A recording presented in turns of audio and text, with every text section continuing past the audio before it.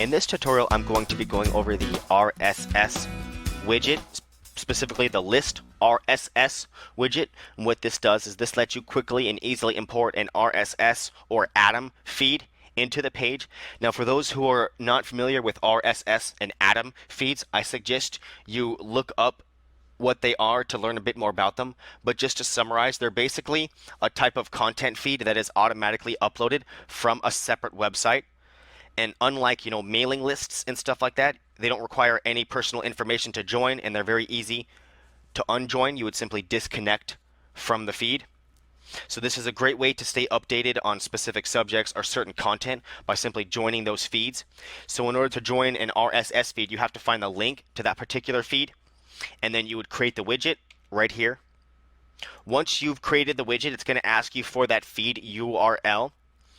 In this particular case, I have the Wall Street Journal, specifically the technology news section of the Wall Street Journal. So you'd simply paste the URL right there, and you determine the type of feed, if it's an RSS or an Atom feed. Those are just slightly different technologies.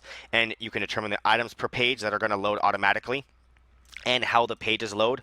So once we save this, you'll see on the right hand side here, it's going to automatically load this news feed. This is talking all about the technology from Wall Street Journal. It's talking about Tesla and Qualcomm and Facebook. So it's very easy to add multiple feeds to a page. You'd simply add multiple, widgets. You determine your feed for each one.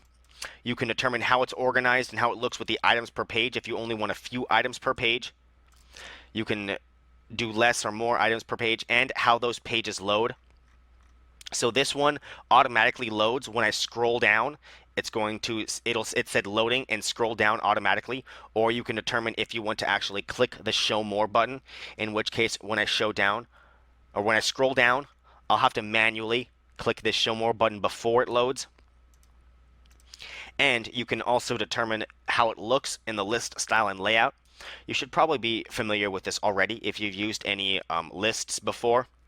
You can determine the columns on mobile versus desktop, as well as whether the text is above, below, or to the left or right of the images, and how the images look, and whether it opens in a page or in a little pop-up modal. And you can even show it as an accordion. And the additional options are just like all the other widgets. You can switch this for mobile or desktop only, or login, and you can set backgrounds, custom widget classes, and different animations as well. So RSS is very easy to use. The hardest part is probably finding the feeds that you want to join. Once you found the feed, you'd simply create the widget, paste the URL right there, and then you'd organize how you want to see it and how it looks on mobile versus desktop. And then once you're all set, you can create more RSS feeds, or however you want to do it. They're very easy to use.